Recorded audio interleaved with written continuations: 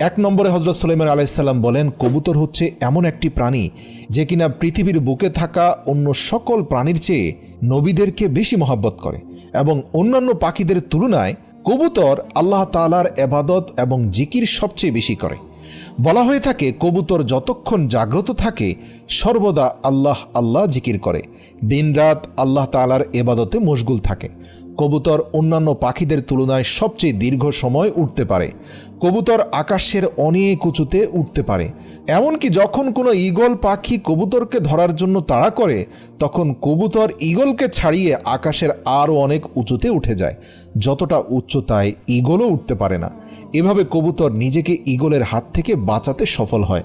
আর কবুতর মনে করে যে আমি যতটা উপরে উঠতে পারবো আল্লাহ তাআলার ততই কাছে পৌঁছতে পারবো। অলৌকিকভাবে আল্লাহ পাকও এই পাখিকে সবচেয়ে উঁচুতে উড়ার ক্ষমতা দিয়েছেন। 2 নম্বরে হচ্ছে হজরত সুলাইমান আলাইহিসসালাম বিড়ালের কথা